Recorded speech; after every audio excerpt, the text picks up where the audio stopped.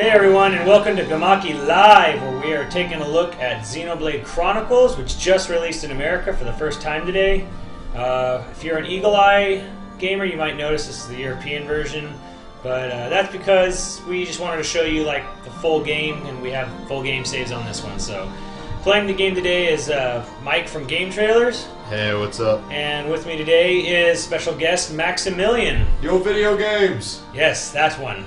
Online Warrior Productions. Assist me. Assist me, Miles923, however you call him. All that crap. Long hair. Alright, so we're going to jump into this game. We're not going to show you too much spoilery stuff, but we do want to show you a very general overview of the areas which you'll encounter as you play through it. So Yeah. Jarrett, we're going to jump in kind of a few hours in the game. The one caveat you guys just know is that we're technically playing on a New Game Plus here, so some of the equipment you're going to see here is from way far into the game. So if you care about that type of thing, that might be a spoiler. And also, we're pretty high level here, so we're going to be taking on some more difficult enemies that you normally would not be taking on at this point in the game. So let's go ahead and jump in. So you can see we put in like 75 hours into this game just to beat it. So I mean, this game is. I can see your level 79. That's a spoiler. I know you can see some spoilers. You can see some characters too. All the characters you get within like the first 10 hours. I know the game goes over 60 levels. It's ruined for me. So we're gonna jump in here, and I believe we're gonna be in a cutscene that we're just gonna go ahead and skip. It's not too terribly important. Plus, we don't want to give too much away about the plot. And let's get this loaded up. No, you're on New Game Plus. Does that mean you can actually still go anywhere you want? No, you actually have to. You can. The good thing about this game, you can skip anything, the cutscene wise. No, you still have to discover all the waypoints and stuff, and new zones and stuff like that. So as you can see, I'm going to bring up the game map right here.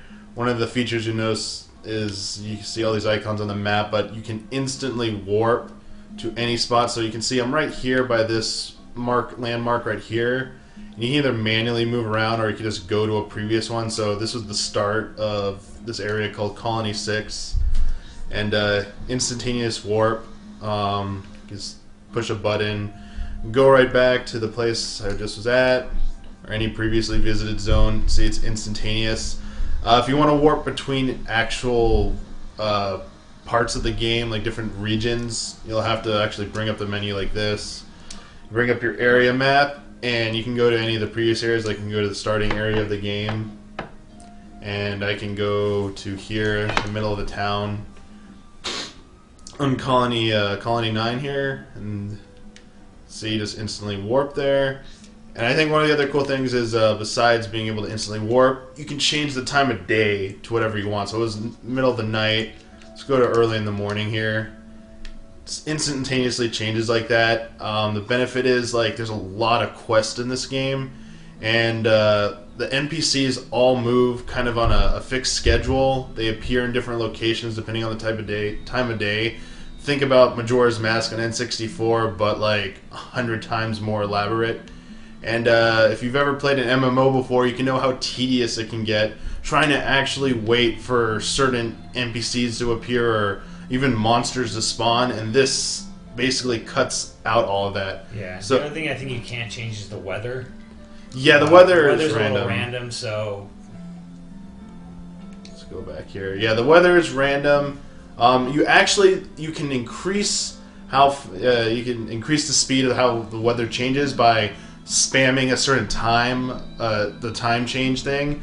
It actually, each time you change the time, it queues up the random factor for the weather, so it's basically like hitting the slot machine button, basically, to see if you're going to get that weather effect.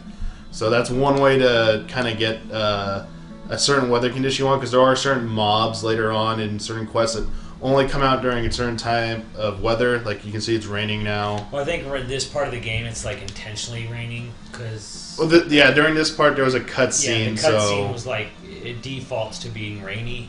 And it's one of the few times in the game where it actually has like a preset weather condition. I think you're hitting up into. we're about to go into the marsh area. So marsh. You should probably turn it to nighttime because the area looks pretty. Well, it's gonna. I actually kind of cheated and played through this a little bit to see where we'd be, and it's gonna be nighttime in there. I'm just zooming in so you can see like the equipment on these guys. You're about to see one minor spoiler. The equipment. So look away for a sec. But basically, you can go to these. You can strip down these characters of their weapons, basically, and whatever gear you put on them, their physical appearance actually changes with the gear. I mean, a lot of games do that nowadays, but it's a nice touch. So you can go through here, like he's wearing this helmet. So I'll change him to this one. Looks kind of stupid, so we'll put him back to this one. And the other thing you'll notice is you see these gems here. There's a alchemy system where you could forge, kind of like if you remember the materia system. But I mean, a lot of games have this type of thing. You basically get raw materials, you put them into a forging system. You come out with one of these cool power-ups, and they're just basically stat boost or give you other attributes. These level 4 and 5, there's like 5 levels of them, and as you can see, we got some level 5 and 4s here. So it's pretty far in the game. You're mostly gonna stick to 1s and 2s about this point in the game, and you can change your party leader at any time once you have enough characters. So, and they each play a little bit differently from each other. But I would recommend at this part of the game you stick with Shulk, so you get familiar with him and his. Well, what's interesting is when you play as different characters, and you can control any character in your party at any given time, and their fighting system is completely different. I mean, some are very similar, like Shulk and Rhine, but like if you play as Charla, she's kind of like this gunner mage, and you got to play completely different in battle as her if you want to play as her, which is kind of cool, actually. Yeah, like the most unique character, well, 2 most unique characters to play as. One's Amelia. She's a character you get a little bit later on from this part. She's got these cool elemental abilities she can do. She plays a lot differently, so if you're used to melee type attacks, she's going to be kind of confusing. There's a part of the game, a few hours further in from this point, that kind of forces you to play as her and get accustomed to her play style. And then I would say the other character you get is that guy Ricky, the little like furball character. Yeah, he's a good buff character and got some good buff stuff like that. And you should turn it to nighttime here. This is pretty cool. Yeah, so we're gonna probably just skip some of these cutscenes just because we don't want to. All this just introducing the area. Was that signifying the location of where you're at on in like the world? Yeah, for those who don't know, the whole game takes place on 2 dead giant beasts. Basically, these beasts that were kind of caught together in this eternal struggle, and now supposedly like dead, or we think they're dead. And like the world, and the entire on top of them. the whole world's on it. So it's not like a sphere or anything like that. It's just this really crazy design. And the further you get into the game, like, the more apparent it becomes, like, even though this looks like a normal game world, it's totally different from what you usually see. Like, you'll see things inverted upside down. Like, you'll see an ocean above you when, like, from a different zone. It's crazy stuff like that you just don't see in a lot of games. It's a really good excuse to have some really whimsical places that you could go to. Yeah. It's an excellent plot device. I kind of got this wrong because I forgot I did change the time earlier on a few minutes ago. So we will change it to night here, and as you can see, pretty cool effect with the trees here in the marsh. Yeah, it's got like this weird glowing effect. And the music changes too, like this nice little like soothing melody. It's a cool fog effect. I mean, obviously, you know, people are like, it's a Wii game, it doesn't look that good, but what this is, you can see for yourself. I mean, it might not look as good on the stream, but if you get a chance to play it, you can definitely see the scale that this game achieves. And while on a technical level, some things aren't as impressive, on the flip side, there's a lot of things in this game that look really good. Yeah, I mean, like all the bushes and grass are like not just flat textures; they're actually like, you know, standing up, you know, dimension to it. To me, it's kind of a game that really stresses art over technical abilities, because, like you said, it's even for a Wii game, it's like not technologically mind blowing. It's just using the artistic, you know, side of it to portray its environments very well, as the chick with giant boobs stares in front of us. What's our chances of this getting an HD treatment on Wii U? Tell me 150%. I don't know. But you know what? It would be fantastic because like I've seen this running in the Dolphin emulator, and people have achieved some pretty awesome looking results out of it. Yeah, I don't think you need to wait for Wii U, honestly. Obviously, some gray area there if you're going with... If you own the copy of the game and you have Dolphin, you can technically... I think you're in the safe there playing the game, but... yeah, it's a good luck running it at the frames per second. Yeah, you need a pretty beefy machine, from what I've read, to run some of these games at the level that you see some of those screenshots on forums, like on Gath. So actually, here we go. This is a level 83 mob right here. Yeah. And this monster is here when you first get to the zone, when you're like in the low 20s, I believe. So a lot of these zones throw high-level enemies at you to kind of like keep you away from certain areas that necessarily you won't survive in early on.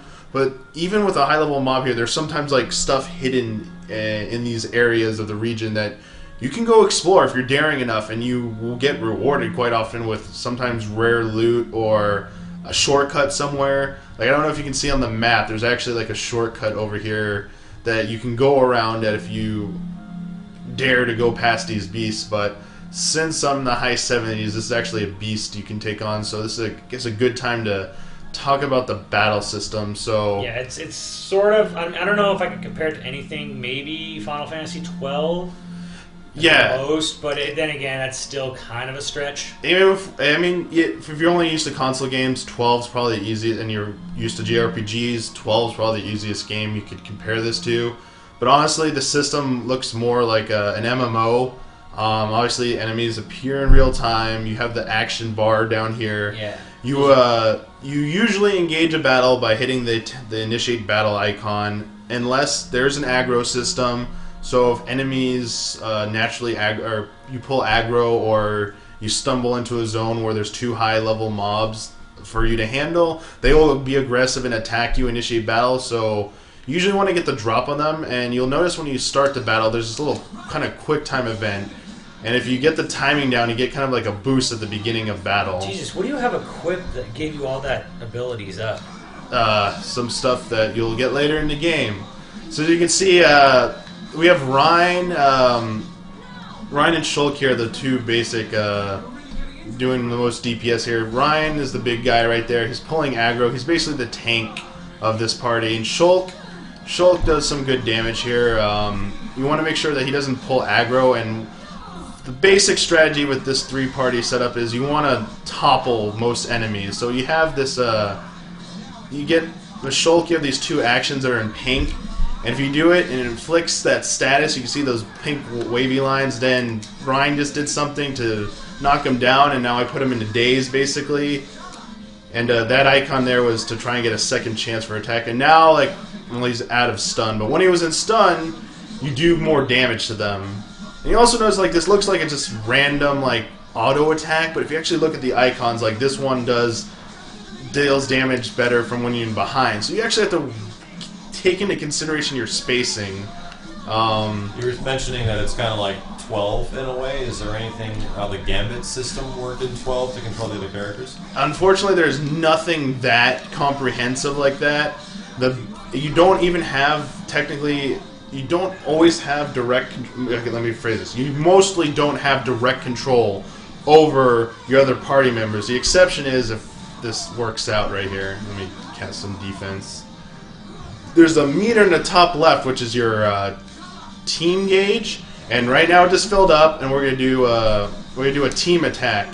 Now I have direct control over each person, and what this does is you're trying to do a series of attacks to keep a chain going.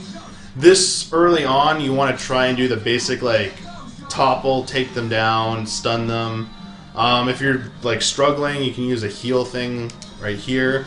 But you'll notice the colors, you basically want to keep the chain going for as long as possible. And that's how you defeat some of the enemies who are tougher, basically.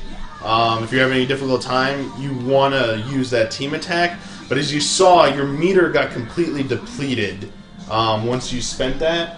And the trade-off is the only way to revive fallen allies in battle is to spend 1 bar of meter. So if you were out of meter and your party leader falls... This is cool. This is... okay, yeah, talk about this. This shows you basically an upcoming attack the monster's going to do that's going to kill him. Give him a little skull icon. So you have a couple options here. You can try to kill him before he does it, which you just did, or you can run over to him and warn him. You tell the AI, hey, incoming death attack, and I believe that uses up 1 bar of your That does also meter. use a bar, and that factors into it, yeah. So it's like, you kind of like, okay, I can warn him and tell him he's going to get killed, and it'll take away a little bit of the bar, so I won't be able to do that try attack as quickly. So you're telling me you can use meter to save one of your teammates? Yeah, use potentially save them. You can either revive them or... This is getting more like a fighting game. Yeah. Now, the other thing is, like... I mean, it's not... You don't just have to warn people to get them out of that situation. There are other ways. So on the fly, you got to evaluate whether it's worth sacrificing that bar, because the team attack can be very devastating if you know how to use it correctly. It's pretty much one of the best things you can use, especially in boss battles. So, like, one example is that Ryan was pulling aggro right there, so the enemy was going to attack him. What you can do is you can try and, like, get better DPS and basically pull aggro, and then the enemy will shift its focus to you. And let's say he was low on health and you had more health. You can see the amount of meter of life you're going to lose from the impending attack with that vision. And basically, you could, like, take the attack yourself. That's, like, one strategy people use. Or, instead of warning them, you can stun the enemy. Like, if you topple them, they can't attack you, so... Put them in a daze. Yeah. I mean, a lot of people say the battle system is very simple and dull, but, I mean... And for a lot of remedial battles, it is, but with the boss battles, I mean, kind of true of every JRPG. There's a lot... That's where the strategy really shines, I think. You'll notice these little blue orbs. They're just random raw materials or loot, if you will, that are scattered about. Sometimes you use them for quests. Sometimes you can use them for experience, because I think if, like, you get all the different item types in an area, you get, like, a chunk of experience or a gem or something like that. Yeah, there's, like, a little chart you can fill out with that. But the cool thing is, I don't think we'll be able to get it because it's New Game Plus, is sometimes when you collect loot, like random orbs like that, it will tell you, it'll do one of the vision things like you saw in battle, except it'll tell you that this item you picked up, like here, it would do a vision, it would tell you that it's going to be useful for an upcoming quest that you haven't initiated yet. So it's basically telling you, don't sell that item, don't trade away, hold on to it, because you're going to need it later on. Now, obviously these mobs would normally aggro to you on your first playthrough, but because we're too high level, they're just ignoring us. But there is one thing I want to show you up here that was kind of cool, is that a big focus of this game, I mean, you're seeing how long it's taken to cross just some of this zone, is that these giant zones, there's a great sense of exploration in this game. And in this zone in particular, there's a part coming up where you're supposed to go to these markers to progress the story, but if you go just a little bit off the beaten path, you come across this really cool fortress that has... we'll just see it when it comes up. But basically, there's lots of, like, side objectives in this game, and I would say it's pretty easy to get lost if you try and tackle too many of them at once. Sometimes they're dished out by NPCs, or they're usually almost always dished out by NPCs, but you get rewarded with, like, cool gear, lots of money, and usually experience. So in this game, there's kind of like 3 ways to level up. You can grind through enemies, which is like the traditional way. You can go off and do a bunch of quests, and with that instant warping system, it makes it really easy to go get quests and go to a zone and tackle them. Or, going back to the sense of exploration, every time you discover a new area of a zone, you get experience for that discovery, basically. And hidden within each zone are secret areas, which give you huge experience. I don't know if you've discovered any of those yet, but... Yeah, a couple here. One was like a secret grotto or something. Yeah, there's like a cave. There was one where, like, I just kept swimming upriver. So you saw I just got like a landmark and got some experience and stuff. Like a freaking fish or something, and I found like a secret area, found a lot of good loot, got a lot of experience from it. But yeah, I mean, that's kind of the game in a nutshell, I guess you could say. I'm kind of curious, like, this game is supposedly like an 80-hour-long core game, Yeah. and then you add on all the other crazy quest and gameplay mechanics, and it looks to be like a huge, gigantic open world. I'm curious how all of this game is fitting onto a Wii disc. It's also funny because it's actually a dual audio game, too. So there's a completely other audio track on here, which is a large amount of data, as far as I understand. Is this game not have any CG cutscenes? No. No CG cutscenes. There we go. That's why. I don't think, yeah. But yeah, you can change it to Japanese or English, whatever you want. There's a lot of things you can actually change as well, like there's a lot of HUD options. Like if you think it's too cluttered or whatever, you can actually go into the options and do that real just quick. remove them if you don't want to look at them. Because I was about to say how this game seems like it has just as much attention to detail, even like during combat and to the environments, as like I'd say like Final Fantasy X kind of did. And but I'm wondering, like, well, where's the trade-off? And the big trade-off is that a game like 10 takes the environments and takes the places you actually like go and engage in, and trades that space for the cutscenes, which are actually very data intense. And that takes up most of the space on the disc. But this game trades off the sake of like cinematics for pretty much gameplay. Yeah, and somehow fits it all into one dang disc. Yeah, and there's a lot of loading. I mean, this is a full disc. Like, I believe like the Japanese version of the game, which was single audio track, was like a full single layer disc, and this is like a full dual layer disc. You can jump in this game. Yeah, it's one of the beefiest games. But yeah, I mean, it truly is a 80 to 100, 120 hour game, especially if you do decide, because there's about almost 700 side quests. And some of them are like... it's like over 400 something side quests. Oh, I thought it was like 600 something total. Well, someone can look it up. I mean, it's listed somewhere, but it's hundreds of side quests, and they'll easily... I mean, if you want to do everything in this game, yeah, it's like 150 hours, about maybe a little less. So real quick, I scaled up this cliff here, and you saw there was a bunch of these lizard men kind of guarding the way. Yeah. And this is not indicated on the map in any way other than like when you got the landmark. So the icon on the top is telling you to go somewhere else. But this early game, you can come up here and you're like, what the heck is this? And there's actually a quest line that starts by telling you to go here and rescue like I believe a Nopon's in here. So you're coming down this corridor and you're like, what the hell? And you see like this like, look at this, is like throne room full of these freaking like soldiers and a dude just sitting on his thing like arms crossed and stuff. And like, you're only like about the same level of these guys right here, so you start fighting them, and like they all just like aggro to you right here, and like normally you would be like screwed at this part. I mean, if you're clever, you can actually, like, patient, you can actually one at a time draw them out and kill all of these. I believe there's 8 of them in here. Yeah, but there was another way to complete that quest. There's a back door. There's a back door where you can get a key to, where you can bypass all of this. Because your only goal is to rescue this NPC who's in the back corner over there, who's not there anymore.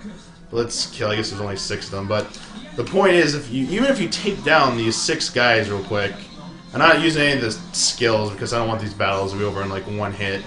But basically, you do all this work to kill these like 6 dudes. You're like, yeah, I'm getting good experience. I'm making some headway. Wait till you, like, this dude over here is not only just level 31 when you're supposed to be like mid-20s, but he's the equivalent of like an elite, if you're familiar with WoW and games like that. So he's like incredibly difficult. So you have 0 chance against this guy at the level you should be at this part. And what you do is, I mean, once you come... Basically, the game's telling you to come back later. There's something else here that you can't do just yet. And actually, the quest line keeps going, and eventually you find that there's a hidden chamber that leads you to the roof of this building. And then there's a whole other boss battle on the top that awaits you. So there's, like, cool shit like this sprinkled throughout the whole game, where you go off on a side quest, it takes you into, like, cool places like this, and... You can't complete all of it. It tells you, like, come back later and stuff. I mean, there's just a lot of shit to do in this game. And this was the back door that if you go around and you find a key somewhere, you could have just gone around a different way, come over here, and the NPC would have been here, rescue him, peace out. I'm not going to fight any of you. So it's cool stuff. Obviously, every enemy drops a chest, kind of a little random and stuff. The design of the chest kind of indicates the quality of the loot. This is kind of middle quality. The wooden ones are the low quality, and these big, more elaborate chests usually hold rare items. So you can see you got a bunch of stuff. At my level, they're kind of meaningless, but at the level 20s, they'd actually be some pretty cool stuff, honestly. So I think the only real last thing about the battle system, we talked about kind of like the dynamic of kind of linking skills together between party members. I mean, everything works on a cooldown system. As you can see, I use that icon. It starts filling up. You gotta kind of like wait for everything on a cooldown. These talents aren't all available right away. Basically, you have talents that you unlock as you progress, or you can purchase them, and you can spend points to enhance them. As you can see, like the green AP bars instead of XP. So yeah, there you go. And then like you can see for some characters, you see in the top that's the action bar. Unlike MMOs, you only get one action bar. You don't get multiple to scroll through. So you can see the sword dive isn't actually actively equipped. You can actually set it anywhere and rearrange your action bar. Now, again, nothing like super ingenious, but like nice, you know, to have in a console game like this. And you don't want to do it, you back out. And the other cool thing is you have a kind of a skill tree system here. You get these attributes as you progress through the game, and you get 3 skill trees to pick from. But what's cool is you can link your skills between people and have effects stack.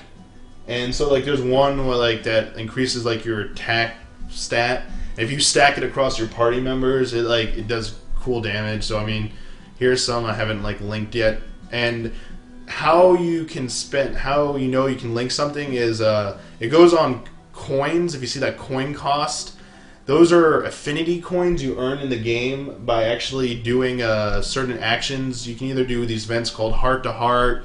You can encourage people in battle. You can give your party members items as gifts. There's completing quests. There's a wide variety of way to increase your affinity and earn affinity coins. Usually leveling up is the easiest way. And then you spend those, because that costs 10 right there, to place that skill link there. And that's how this whole thing works. It's not just like arbitrary, like you just progress. Well, what's interesting, I think, about the affinity thing is that, okay, like, if you've ever played like Fire Emblem or like maybe, I don't know if Final Fantasy Tactics or Tactics Ogre does it, maybe you can answer this one, Max. Like, there was like sort of morale things in like games like Shining Force and Fire Emblem where like if you could get your teammates to like each other more, which would like increase their stats or stuff like that.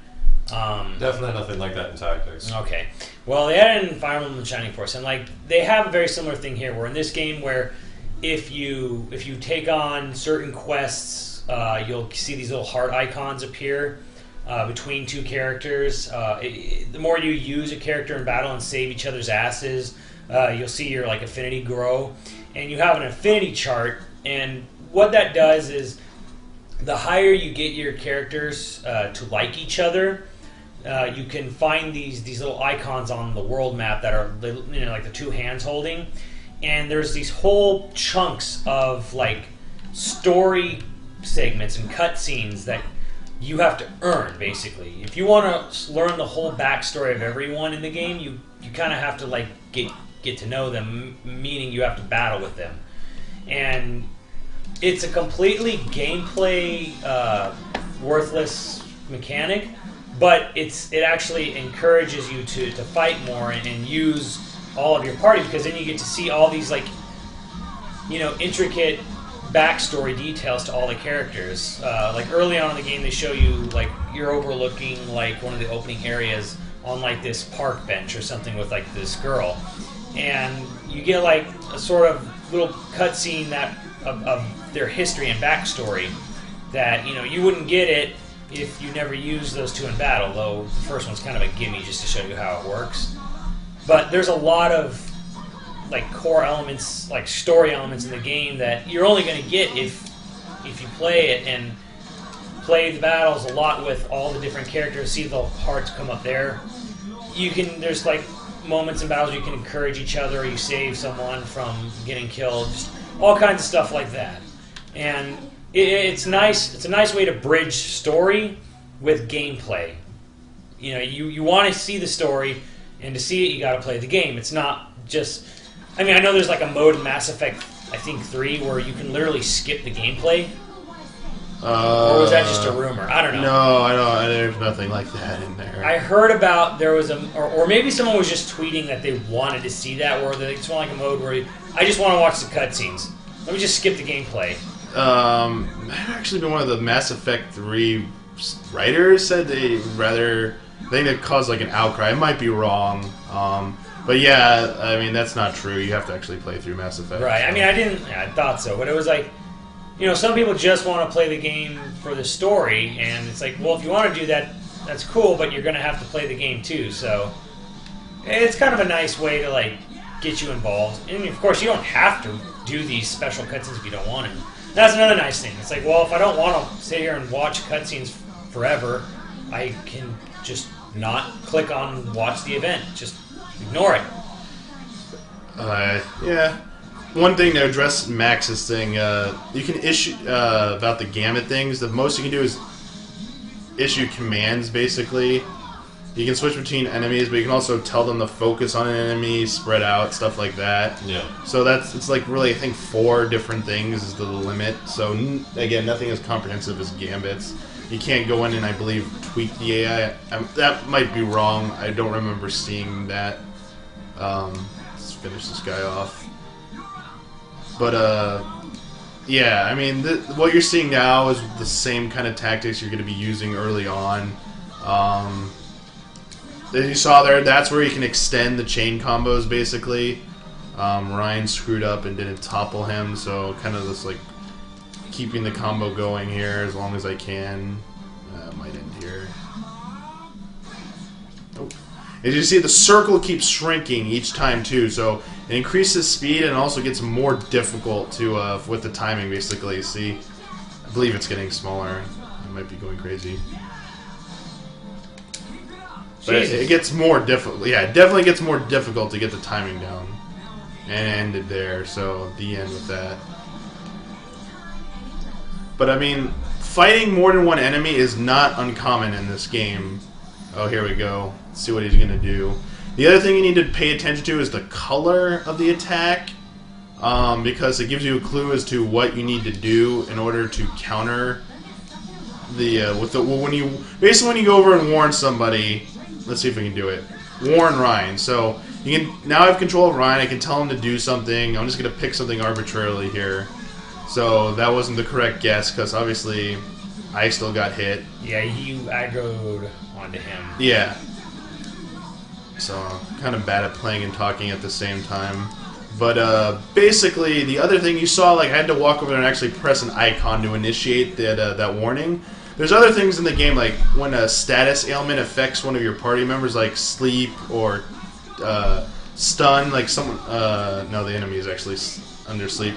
You can go over there and, like, wake them up or encourage your partner, basically, and, like, that increases affinity and helps the dynamic of a battle. And let's kill this guy and do a team attack on this other... Beelzeb, Gogol, can't pronounce it. But I mean, as I was saying earlier, there's a lot of times in this game where you're going to have to do crowd control, basically. And if you can't function under that, you're going to have some difficulty with a few segments of the game. But in general, it's not that hard. I mean, just usually, like, I'm forgetting the girl's name right now. Yeah. Charla? Charla, yeah. Charla has an ability to use Sleep Shot, so like when you're fighting 2 enemies or 3, she'll just go ahead and put the other ones to sleep, kind of like a common tactic in any other like RPG, so that you can focus on the one enemy without the others dealing damage to you, basically. And I'm doing really terrible here. I mean, I'm winning, but this is not very good strategy right now. And the other thing is this skill here for the Monado. Most of the stuff, like there's one that I've been using that protects against certain types of attacks from enemies.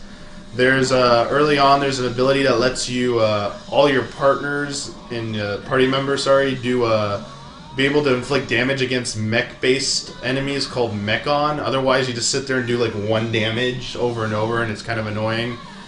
This is Shulk's kind of like beefy melee attack against those Mechon. This one increases speed, so a character can dodge attacks easier. Oh yeah, this is a good one for toppling enemies, so I don't have to rely on Rhine doing it all the time. This one's an important one later on. There are certain enemies you saw. You could read the future. Yeah. There are actually some enemies who can block that skill, and you will like they can kind of like it's like remember when there's a caller ID and there's caller block. There's caller block. It's kind of like that. So you have to use that skill to remove their ability, and otherwise you'll keep whiffing your attack basically, and you'll go nowhere in the battle. So I think what you should do for a sense of scale is let's change go to Colony 9. I think it's Colony 9. It might be the Tefricade, but I think it's Colony 9. Go to like want to see a good scenic view? Yeah. Go to that plateau. Oh, looking up from over here is pretty good. And do the part where like you can just like there's a part where like you see your base getting attacked. This is very early on in the game, so I'm not really spoiling anything. This isn't the spot, but I mean. You're overlooking the entire zone. Yeah, try to go up to the higher spot. There's an affinity area right in front of you. Yeah, let's go to... Oh, I'm even doing that. Let's go over to... it's right over here. Yeah, the cylinder hanger. Let's actually see if I can do an affinity real quick. And here's an affinity thing, heart to heart. So it'll tell you can't see it, and it just means that if it gives you this message, it means the character you need for it is most likely not in your party, or and if it was an affinity problem, like you don't have a good enough... Here, let me just show you the affinity thing real quick. Here's your relationships with other characters, or actually, that's with everyone else. This is your relationship with your own party members. Heart-to-heart list. That's your list. Sorry, the list. What you found and... I think it is. You just click on the party. Yeah, I'm dumb. Yeah, there we go. Sorry. So you can see like the relationships. You have to have it up to a certain degree. Obviously, the icon's a little bit more it's self-explanatory, but it's not like an exact quantity that you can measure. So it can be a little bit frustrating when you go to a point and you're like, I have a heart. What's higher than a heart or something like that? So if it tells you don't have the right affinity level, you just need to keep increasing it and get the better smiley face icons. So that's one thing. So here's your spot you wanted. You go up on there, like on top of this thing. Yeah. So early on in the game, you'll see your home village getting attacked by the robots, and you can either go. There's a cave behind him that you can run back through and go all the way back down by foot. It's over there. Yeah, or you could just jump off. And one thing is, see that middle strip right there? That actually leads to the starting area at the very beginning of the game. And I think sometimes there are times when you can make this jump. I'm not going to make it this time, but you can actually land in the middle of that. And it's like, it's all loaded. Like, this game has everything, except for the pop-in you see of smaller detailed things. The basic geometry of the level is completely loaded at the beginning. Just draw distance. Yeah. Yeah, it's got a huge draw distance, basically. So, I mean, I think the best zone that you've probably already seen is on Bionis Leg, Gower Plain, or Gar Plain, I don't know how to pronounce it. Yeah, if you just want to see like a generally big area. Yeah, this is probably the most recognizable song from the game too, I think. This one coming up. I don't know if you guys can hear it, but yeah, this music and then this frickin' zone. I mean, this... Yeah, pretty much almost everything you see in a zone you can go to or will go to at some point in another zone. Like up there, you see that? That's Bacanis. Spoiler, you will go onto that sword at a little bit past the halfway point of the game. You'll eventually go over to that robot over there, that part of the world. You'll see what's over there when you get there, but I mean, these zones are just freaking massive. And I think this one's completely explored. Oh, sorry. So you can like see where we are right now. You can see how far this zone goes. It goes all the way over here. And then there's like an upper level. A lot of little fog of war areas you haven't uncovered yet. Yeah. I mean, then it keeps going. I mean, yeah, this isn't even a completed like map, so you only seen the basic path I took because this was New Game Plus and I knew where to go. So yeah, let's see if we can find that giant enemy that wanders around here and trolls you. It's to your turn the camera around. It's right around here. The Yeah, there's this giant enemy. This field it's on your left somewhere usually. Yeah, walk around over here. Again, like there's this occasional bouts of like a roaming enemy who's way overpowered, too high level for you to handle. The guy's like 90 something though. I don't really know if you want to get in with him. The one thing I turned off is the enemy indicator. You'll see a color code. Like if it's red, it means don't go after it. You're gonna get owned. The gold one means it's slightly like gold. Yellow means it's slightly higher level. I don't think I killed him and he didn't respond. Blue I think is too easy, and then like gray I think is like even level. That might not be completely accurate, but I mean, he'd be around here if you saw him. He's probably down by that water or something like that. That's where I see him sometimes. I don't ever see him up here. Yeah, I don't remember seeing him up here either. One cool thing, real quick though, is when you have to like take out enemies for a quest or a main objective. Let's say it's killing multiple enemies. A lot of people who've played MMOs before hate having to kill like 8 bunny rabbits in the middle of a zone and tracking them down. Let's say you find a group of them nearby like one of those landmark waypoints, and there's like 3 of them and you kill 8. Kill those 3, instantly warp back to that same waypoint, and they'll respawn and be right there. So another thing that cuts down on the time of like camping for a certain type of mob. Yeah, this is too far. He wouldn't have been over here. It's like just right now. Let's go back. It unfortunately doesn't. I don't think it resets the pattern of enemies, but no, because they run on a clock system. Yeah, basically. So if like the time changes, they might be in a different position. But if they were there at that time, they will always respawn, and you'll be able to like just farm them. Most things are, as they say, creatures of habit. I'm not sure if if you kill him, he doesn't come back. But there is definitely this one who should still be there. Well, there's 2 things I want to show. First. Yeah, let's real quick. This. Yeah. Jesus, that thing. A level 90. So we can try taking him on. This probably will not end well. He's red, which basically means don't do it. Yeah, and he's an elite too, so you're in a lot of trouble. But I've taken on higher level elites before, so let's see how well I do. You're basically fucked. I probably might just give up because this battle might take too long, even if I can win it. Don't want to make you guys suffer through like a 30-minute long battle. But yeah, basically there are battles like this where you have to really dig in deep and like, and what he's guarding an item back there that they don't want you to get to because it's for a certain quest. So there's 2 things to do. It's that you get in over your head. You can either run away from battle, get the hell out of there, or if you somehow, everyone falls and you die, it's giving me a warning even though I'm running away. If everyone dies, you just spawn at the next closest waypoint, I believe, that you were previously at. So there isn't a strict, you don't lose experience, you don't lose anything like that in death, so there's no strict penalty.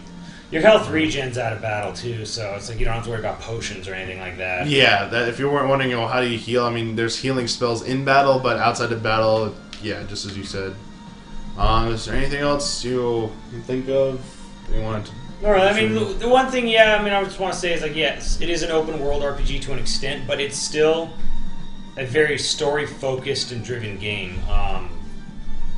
We know we were skipping the cutscenes, but like I said, a lot of voice acting. It's not one of those games where there's like, oh well, what side will you take? Will you be good or evil? It actually follows a very linear path as far as like the main story is concerned.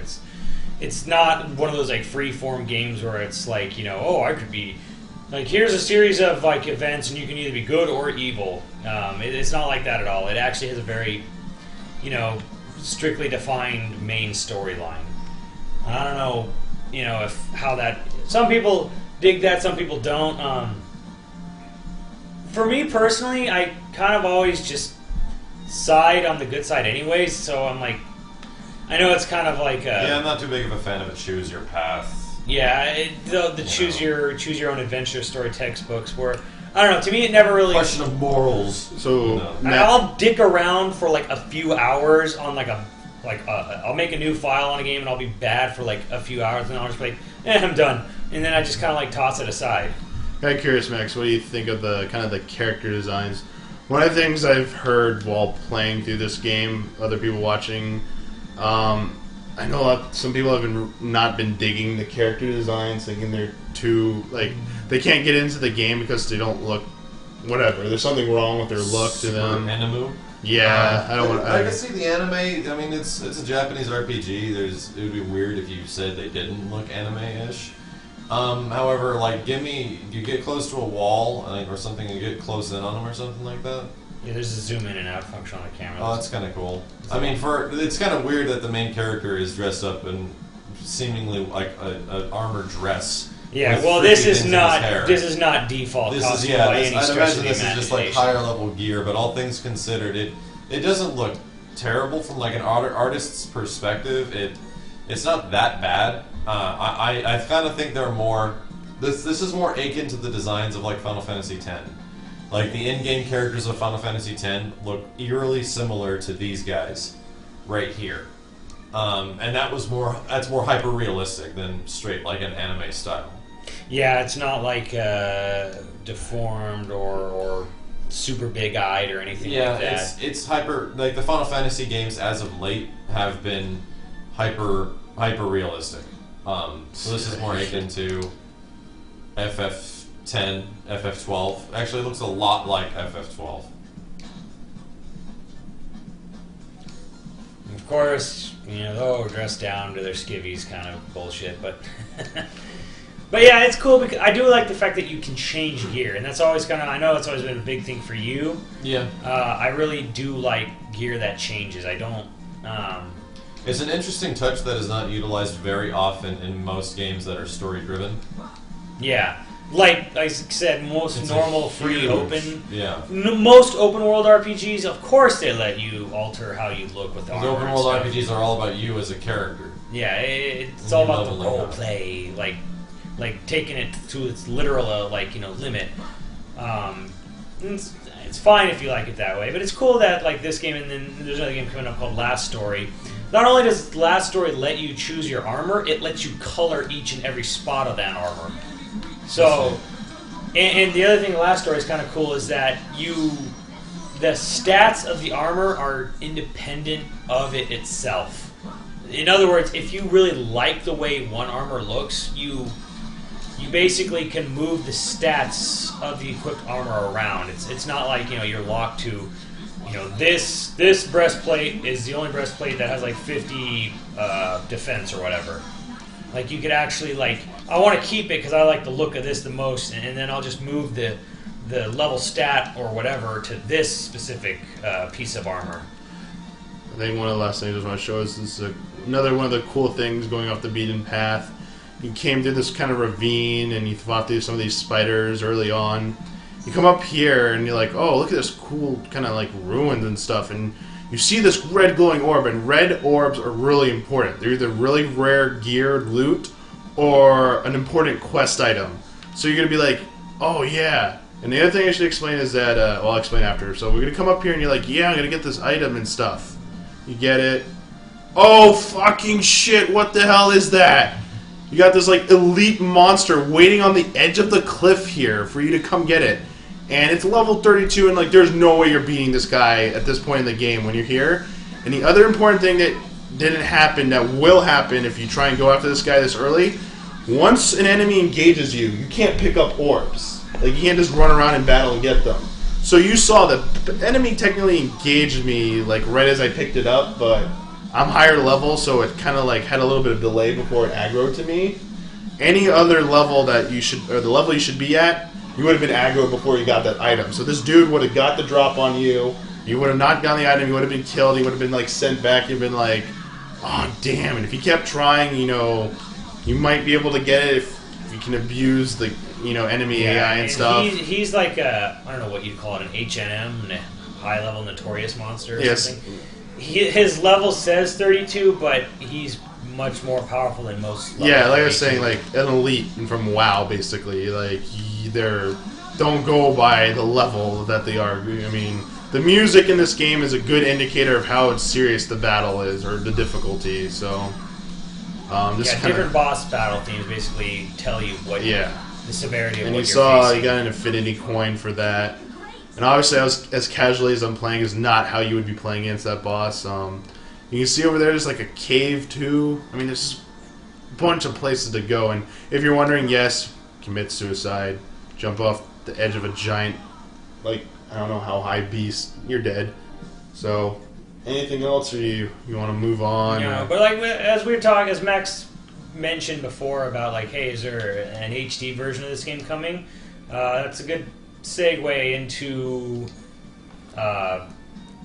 horsepower in general. Because this is, I don't know if I'd say it's pushing the Wii, maybe for draw distance, but at the same time, it's not the most technically amazing game.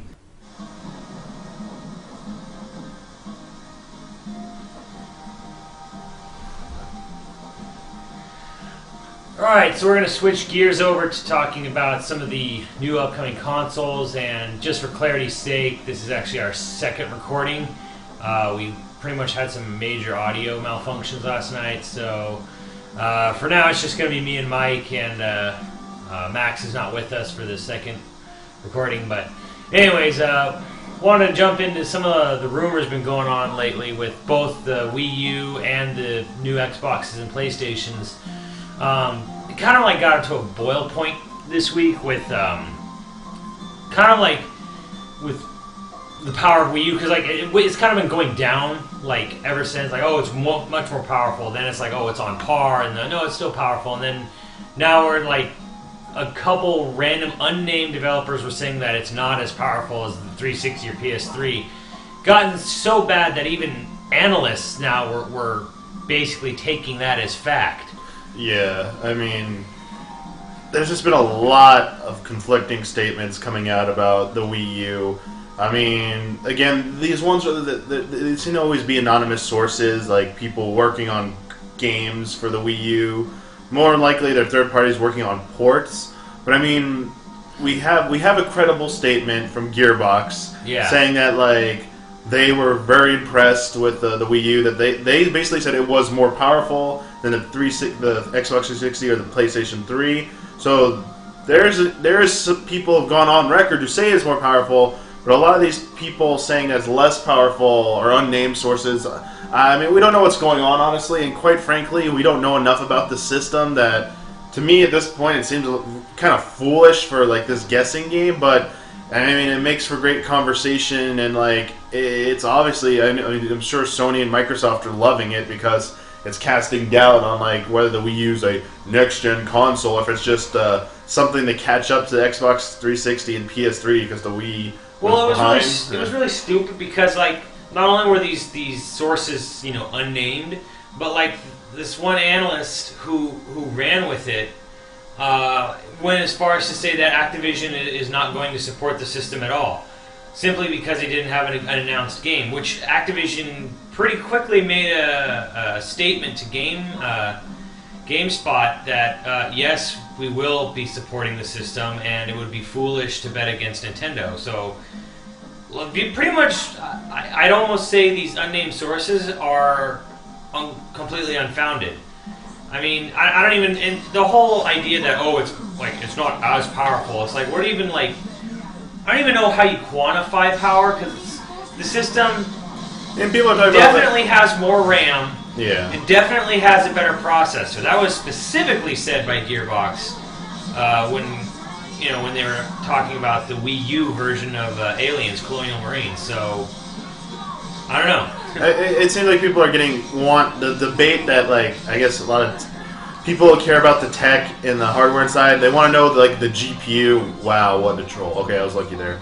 They want to know about the GPU. They want to know about the processing power. I mean, they want to know what is that graphics card? Which one are they using and stuff? And that seems to be where all the speculation comes from, that people are trying to figure out what's under the hood of the Wii U. And quite frankly, I mean, Nintendo never says this type of shit usually. And you have to wait till the system comes out, tech sites rip it apart, show you what's in there. And by that time, we've seen the games, we know what it can do. So this always happens. But I think Nintendo's kind of stupid about it because their stance is, oh, we don't focus on specs, which honestly just makes it worse, or it makes them look like they're underpowered. Yeah, I don't know if that was the best wording they could have used to deflate the situation. And I don't know why I don't know, even if they aren't like, the most cutting edge tech, does it really hurt to say what's under there?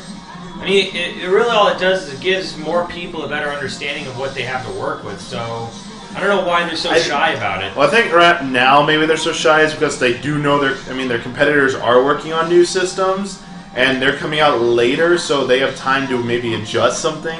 You know how Nintendo is. They don't want their competitors getting a leg up on them, so they stay secretive because one, they don't want bad media, but two, they don't want their competitors to know. They want to keep them in the dark. So that point of it makes sense, but like they don't need to come out and say what. I don't think they need to come out and exactly say what's under the hood, like you were suggesting. But I do think they need to come out with a better statement to diffuse all this I mean, they're not going to diffuse the speculation, but like kind of like something that would like calm people down. Be listen, wait, like something a typical ready statement, like let the games speak for themselves when you see them at E3, and then make up your mind, whether you think it's underpowered or not. Yeah, like something like that. And personally, like if they can get games to look as good as the Japanese Garden Tech demo, I'm not ever going to have a problem with the graphics of the Wii U.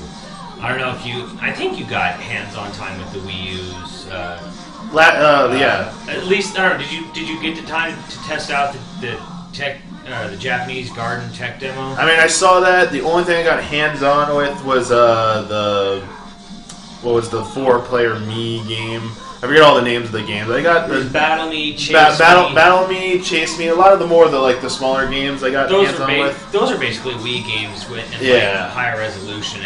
I mean, the only really two graphical showcases. Shit! Oh, nice what job. A troll! The only two graphical showcases at the show were the Zelda Tech demo and the Japanese Garden Tech demo. Like, even the Ghost Recon was like the most gameplay intensive demo, and I played that, but it wasn't. It had like almost no graphics done. So, but yeah, to me, it's like, how much power do you need? Because moving on to Xbox, there was a rumor this week that they were going to have a 16-core system for their 720. Yeah, people are like, oh, so it's going to be more powerful than current PCs and stuff. It's like, I do need. I mean, I understand that like there's certain types of people, consumers, who are like kind of frustrated that consoles are always behind PCs when it comes to this, like, the capabilities of like how the game looks, basically. And, I mean, that's a whole different discussion to get into, but, people want to see, like, next-gen consoles coming out, the new Xbox. They want to see it, like, we want it to be on par with, like, current PCs and stuff. I think that rumor might have just been born of wishful thinking, honestly. I don't know. I think there have been statements said to the contrary that it's getting a little bit more difficult for development of the rising cost of development for games, that I don't know how far they really want to go with how powerful these systems are, because as we saw this generation, it was taxing on a lot of developers to keep up with developing HD games. Now you're gonna go even push it even further. Like, I think that's not the right answer. I do think there's some minimum requirements that people want out of current games. Like, people want games to run at 60 frames per second in 1080p. Yeah, but like, even with more power, like, I mean, look how big the world in this game is. So it's not even, to me, it's not even that like, oh, we need bigger, more fleshed out worlds. It's like, no, you can make big fleshed out worlds on the Wii. You can make really, really big fleshed out worlds on 360 PS3 as it is. What more is it going to bring to the table gameplay-wise? That's what I want to know. I want to know what gameplay-wise could having a 16-core video game console, what could that do as far as gameplay is concerned that the current generation can't? I mean, obviously frame rate's a big, kind of like a big deal. I mean, it especially is for Max. I know that was one of the things he originally talked about, but what fighting game is going to need all that power? Yeah, I mean, I can think of, honestly. Yeah, I mean, fighting games, they don't need any more than they have, honestly. But it's like, even for like the most, graphically like hogging games, which I would think would be something like this, with large open worlds, real-time battles, all that stuff. You know, you play something like Skyrim or Reckoning, it's like, how much more do you need? I mean, look at, like, you know, Max is, you know, getting really excited for Dragon's Dogma, and like, graphically, that game is a beast, and it's open world, and it's like, how much more do you need, and what could having a you know 10, 20 times more powerful machine, what could that add gameplay wise? What could it honestly add gameplay wise? I mean, obviously I mean, there might be stuff we've never thought of in terms of like more complicated AI, stuff like that. I mean, that was actually one of the statements about the Wii U, that they were having difficulty getting the AI for a certain port of a game that they wouldn't name it, getting it to run on the Wii U correctly.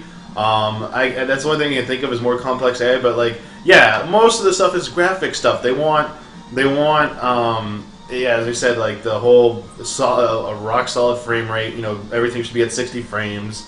Everything should be running in 1080 at 60 frames, and then a lot of the discussion is like better lighting engines for the game, better anti-aliasing, like higher, like so. Yeah, granted, I mean that's all given, but it's all tech. You know? Yeah, exactly. It's it's graphics, the technical side of like how games are displayed. That's what people are wanting to see, and like, I guess like when you see a game like this, like, oh, I wish. I mean, you can see the AA in this game is not that great at all. Right. I mean, and then like it's very low texture for a lot of it. Now, I mean, I'm not demeaning the game at all. It looks great in a lot of ways, but yeah, I guess that's what some people want to see. And like, to a certain extent, I understand the argument. Like, if I'm going to get into a giant RPG like this, I need to get immersed in the world. If it looks like, I've heard, I mean, some people say this game looks like an early 2000s MMO. Like, I already been there, done that. I can't get that. And for some, you know, that's a fair assessment for some. But on the other end, that's what they want. They want to see like what's the next gen type like RPG going to look like. You know, Square Enix couldn't do it. They've kind of like failed to deliver. Well, I want to see what it looks like. I mean, yeah, I mean, we're kind of going in circles here, but yeah, that's kind of like the point of what people want to see. But I'm more curious to see what they can do with AI and stuff. Like, what can they do with games to challenge or present a different way to like interface with enemies and environments that might not have been quite possible before. I mean, the only thing I think of is like this game, how everything moves according to a schedule. Yeah. Like getting something more like an entire world, like I don't know. That's going to use a lot of. I mean, I don't know how they programmed it, but there could be some ways to do something with that, like with an HD game. You know, doing something like that. That could be pretty amazing. Like a world that feels alive, because everything NPCs just don't move around in a circle in one area. Like they could like have more complex actions and stuff. I don't know. Or maybe BioWare could make a better ending to Mass Effect 3 because, you know, they could have handled having more choices and stuff. I don't think that's I'm kidding. I'm just trolling. Yeah. Either way, though, it's like I understand like we want to go beyond what we're capable now, but at what cost? I mean, obviously, if you have a 16-core system, it's probably going to be, you know, we're going to be pushing probably like the $1,000 limit there, and you know, a lot of people will say, well, people spend $600 on an iPad, and that's true. But how much further beyond that do you need to even go?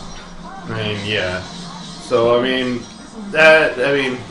honestly, and the other cost, of course, too, is the development side. It's like if you're it's gonna like just, I mean, sure, it's survival of the fittest, where it trims out like but the best, you know, most well-published, you know, publishers can survive or developers can survive. But it's like, you know, there's a lot of neat games that are made, you know, not on like the biggest budget. You know, the Wii was sort of like in the early years of the Wii's life cycle, it was kind of a nice little haven for getting, you know, small idea games published, like Zack and Wiki or Fragile Dreams or something like that. Yeah, like those type of games, or even but like look at games like Super Meat Boy. That's like a great game.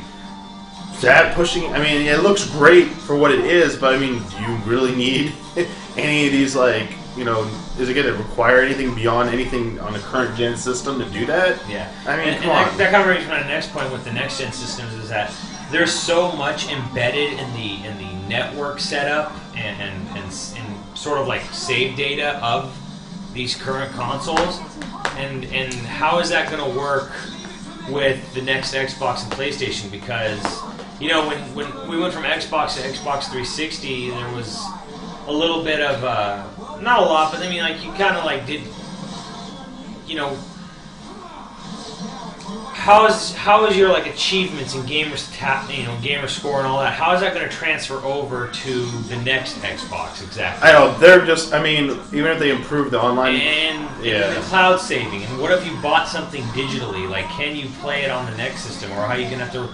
Do you have to re-download it, or do you have to re-buy it on the next system? I don't think that's good. Honestly, I don't think anything digital, like your account stuff, your Xbox Live account is available on like Windows Phone and stuff. They've made it so it's cross-platform and like you can take it to other. Yeah, but what about like game sale or games in general? Like, I don't. I mean, if they allow you to, I think there will be something where you can have digital copies of your game. Like, just like Sony has it right now. Like on Vita, you could play like your PSP games if you have digital copies and stuff. I think as long as it's digital, you'll be able to take all your stuff. But like, the Vita still doesn't have access to the entire. Like, it doesn't have the whole PS1 library or anything like that. Yeah, but if you you can't. I mean, you can't play PS1 games on it right now. I thought. Yeah. Well, why? And that's my kind of fear going forward. With I think Microsoft's better with that, honestly, than Sony is. I mean, there might be some fee shit involved or some crap, but. I think, like, you have Xbox 360 games available right now. I think Microsoft understands, like, what their consumer base wants, or at least a significant part of it. And anything you bought, Xbox Live Arcade games, Xbox 360 games that you bought digitally, or whatever the next system is, I'm sure you'll be able to just transfer it right over, re-download it, or whatever. I think the only thing... it seems like it could become a nightmare, and it kind of... It leads to the next thing where there's all these rumors of Sony and Microsoft using advanced basically DRM, on their new system so that you can't play used games. Like, you have to have, like, your account has to be able to sign into, like, a server to, like, play your games. So, like, if your copy of a game is rented or bought used, like, it won't be recognized or whatever, because you have to, like, enter in a code. Yeah, I don't... The game, like... It's not like it's kind of it's been a nasty rumor. It's one that even people like Michael Pachter think it is insane and don't think will happen. I think it would probably be the worst thing they could possibly do, because they don't it's again, these companies not realizing that renting, borrowing, and used games are basically a form of advertising. There's a lot of times where you might buy or borrow a first game in a series, really like it, and then that's going to lead you to pre-order the sequel.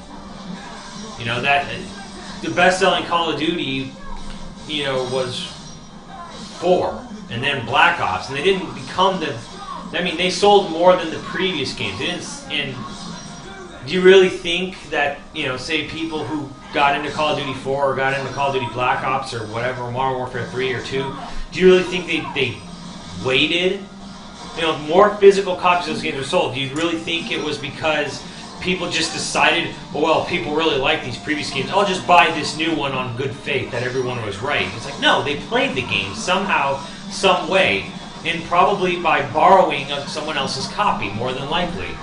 I mean, yeah, we take it for granted, like, I mean, not just, like, borrowing, sharing games, but, like, I mean, assuming this is all true, like, what happens, like, when you go on a trip, you bring your system somewhere else, and you were telling us last night that like let's say fighting games, like let's say you go, which Max was here to comment on this, but like you go to like Evo and you want to start playing some games in some of those rooms, and the internet connection sucks sometimes, and you can't connect. You're like screwed from playing. You'd be screwed from playing a game on this new that's system. What people love to do, especially with the genre like the fighting games. Like they bring their system somewhere, set it up, and people just start playing. It's like, oh, what if you had this? I always need to be connected to a server.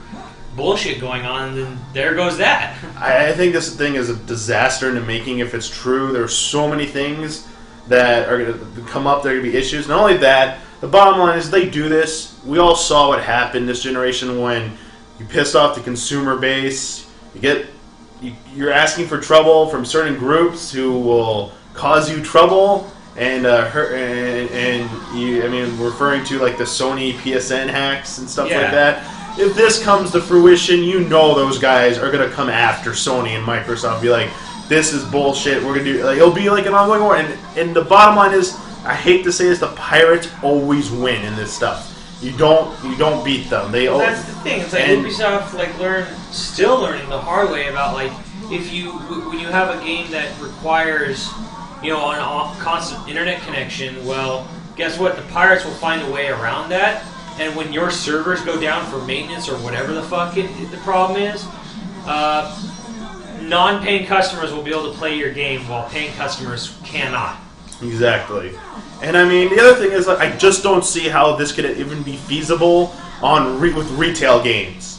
I can see digital games; that'd be easier for them, but with a physical media, I remember reading one of the rumors that would be a one-time activation, like an install, basically, and then like the game. I don't even. This is where I'm kind of like can't wrap my head around how they technically do this, like.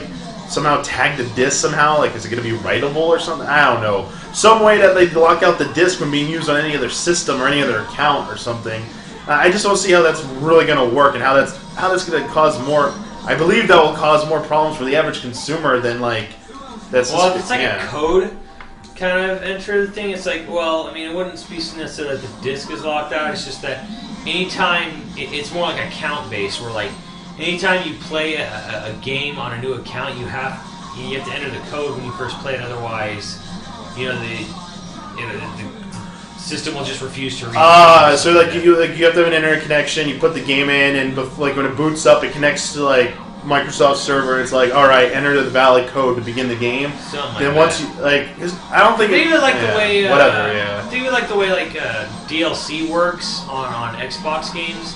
Like costume DLC for fighting games, like okay, if you can't authenticate it, you just can't play it on that. Okay, all right. I thought they were something doing, like I that. thought they were something going I for, think it'll be like in the account era. This is the way I would conceive it working. I thought they were going for something a little bit more complicated than that. Like the disc would literally be no good after you used it or I don't know. Like it installed on your system and then you don't need the disc anymore. And I mean that's what I was saying. Like that would cause a lot of issues, but.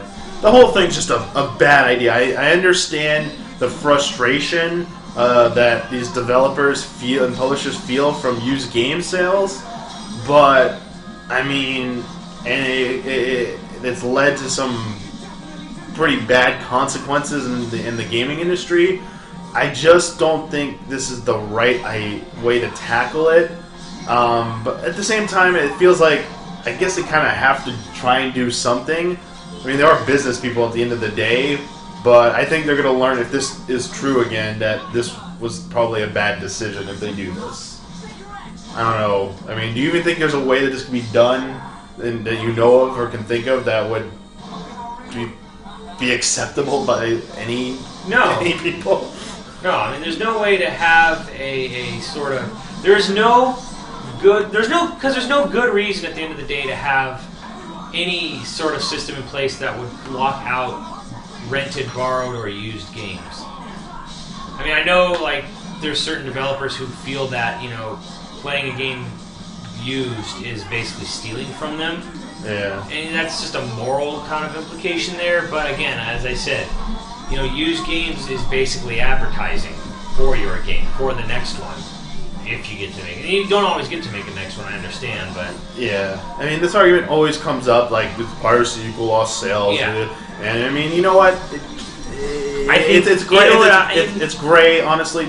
But you know what? You've said a lot, just like you're saying with Call of Duty, the Call of Duty example, and you've said this many times before, that, like, there are a lot of people who discover stuff through piracy, that they would otherwise never have ever experienced, and they turn around and legitimately do buy the game or find a way to support the company. Yeah, I know that's not like developers still like we wanted the money, like that's not the best way, but hey, it's not all bad, and I don't know, always bad, and I don't know. To me, yeah, just like I was saying. It's advertisement, and on the other end too, it's it's a way of just getting your product out there and known. And the other thing too is maybe the solution people need to be more flexible with their pricing. Like especially if you're going to move in towards more digital. If you have a title that you offer digitally, whether you have it at retail or not, it may be more beneficial to be more flexible with the price. Where you look how successful like games on Steam have been with Steam sales. Yeah. This is an area I think if you really want to combat sort of like piracy or whatever, or like make money off an older title, not lose all these sales, to use game sales. Well, be more flexible with your pricing. Yeah, I mean that, but you know what? I just kind of hit me, and it's probably obvious to some people. Like, if companies want to cut out used game sales stuff. I mean, this is also probably going to be a bad idea. But it's been brought up sometimes, like abandoning. The other rumor was abandoning physical media. It was all digital only. Yeah. So like you just directly buy the games from companies instead of going to a store or something. That way, and then let's say if you want to do a used game sale, maybe like you can transfer it to someone else and the other person pays a smaller fee, but that money goes towards the company or something. Transfer fee. Like you get some of it, but there's a fee that goes towards the I don't know, like I know that's a bad idea, but if I were forced to pick between, like that DRM crap or buying everything digitally, and there's a way to give some of the money back to the the actual developer. I mean, I'd pick that. I think that's the lesser of the two evils, but obviously people think both are just equally as bad of ideas. Yeah. But I'm the person who's like, I did at one point. I used to love the packaging of physical media back when they made instruction manuals that had more than 5 pages that were in black and white. But in this day and age, like I just don't get attached to the physical stuff anymore unless it's a cool collector's edition. And I personally would rather have all my stuff digitally on my downloaded and be able to download it at any time if I need to go somewhere else. Like I kind of have grown to prefer that. So I'm a little less resistant to like ditching physical media at some point. But there are still some people who disagree with that. I don't think we ever should, because there's still a lot of people who the only realistic way they can get most of their stuff is through retail disc, and I don't think it should ever go away. But it brings up an interesting point though with digital moving into a digital space, and that's kind of leading to my next. Sorry, did you just see that the flash? Well, the QuickTime button, push the B, appeared and then vanished. Like it didn't even give it. I'm sorry, this thing died or something. No, it was still alive for a second, unless it was like lagging. Anyway, that was kind of random.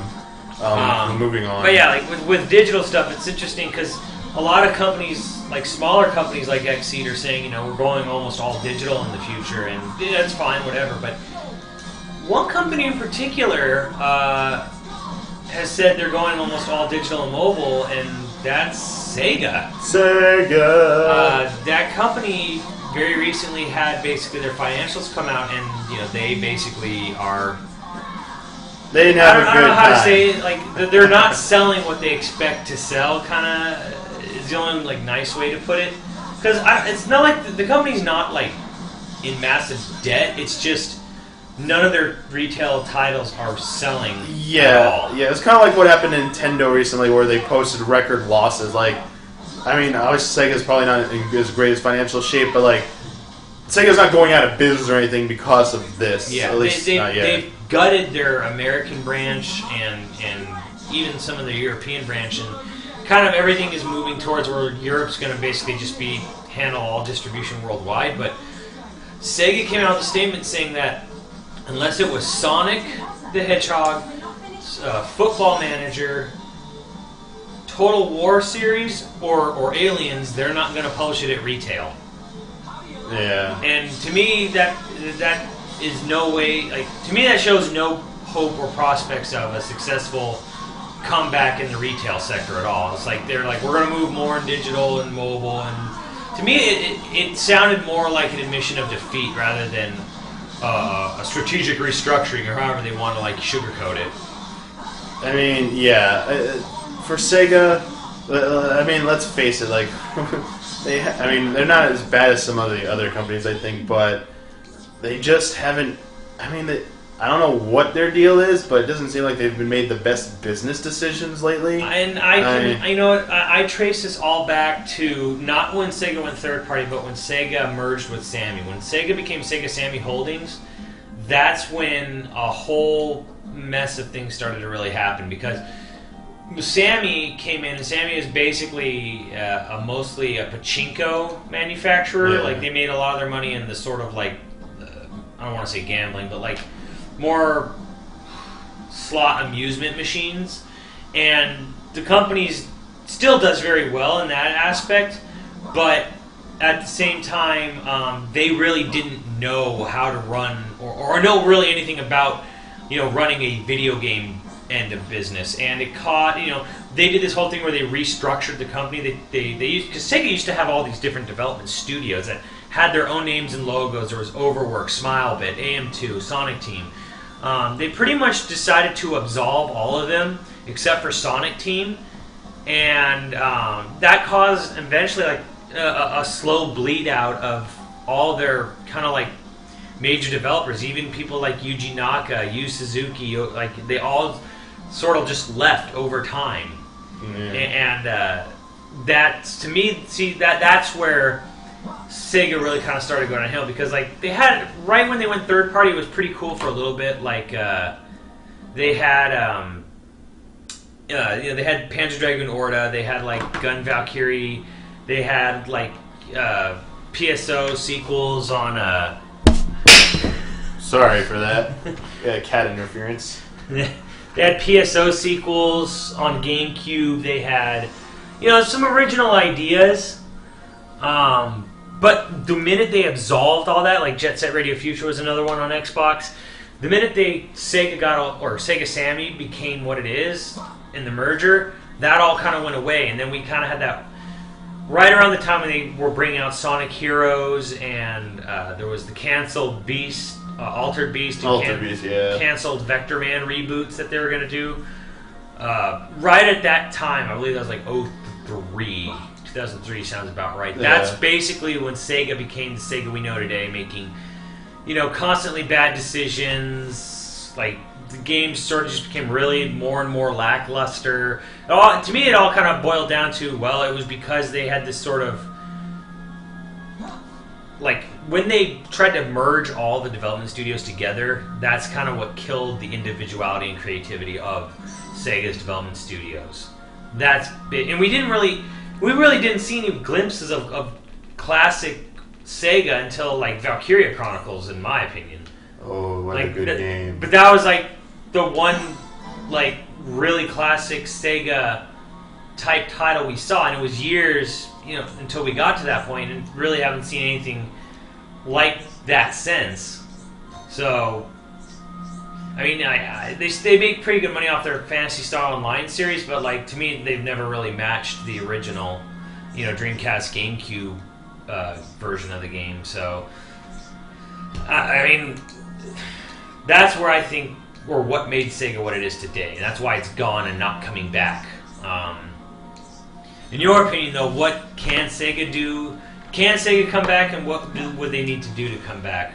Is there a future for them? And if not, what needs to happen? And honestly, if I knew, I'd be like, no. I think Sega, they're kind of doing it now, but they need to seriously have a hard talk, if they haven't already at the top levels, about what they want their company to be, and what, I think their place isn't what it's what it was back in its heyday. I think that window's come and gone, and I think they do need to focus on, like, they said, like, social and digital only.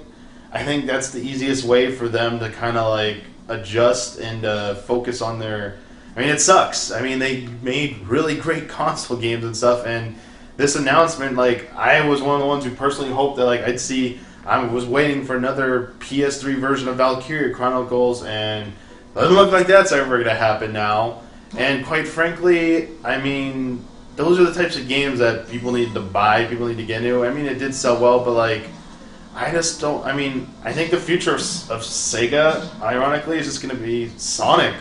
I think going forward 10, maybe 20 years from now, I don't even know if Sega's going to be around, honestly, if they don't get their act together.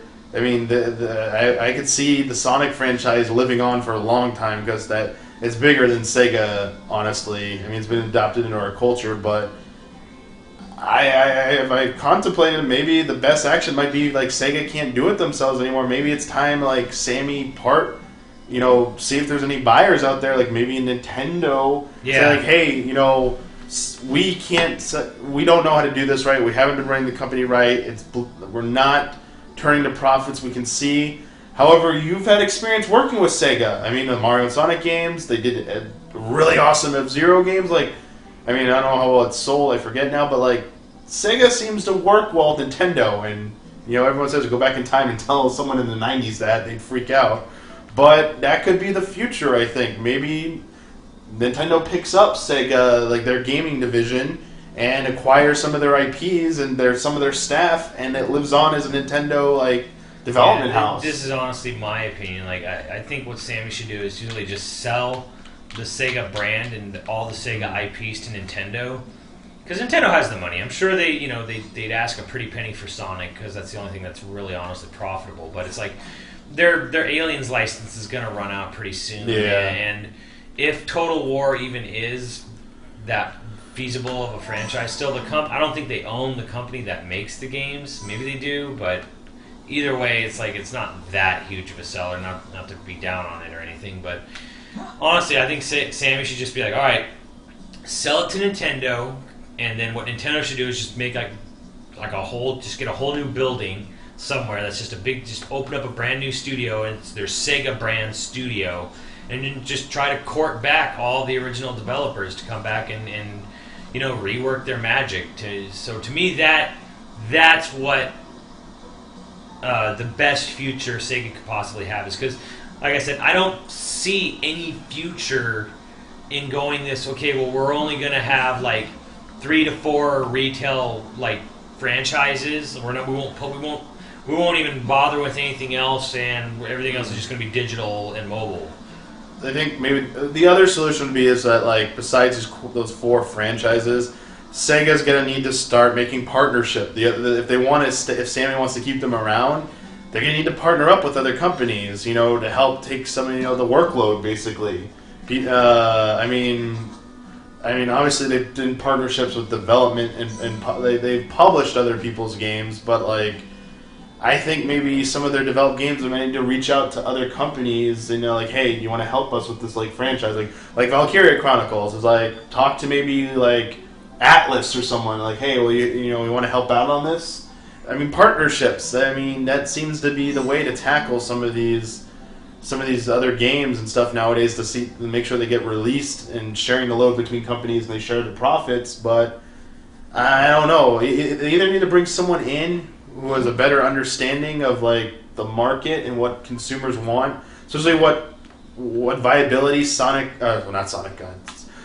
IPs have with whatever demographics, and go from there. I mean, obviously, let's just look back at Sonic. A game has sold the best, I believe, on Wii the last few iterations, and all of a sudden Sonic Generations comes along and they don't put that on Wii. And they wonder why Generations didn't sell as well as Colors and some of the other ones before it. Yeah, well, duh.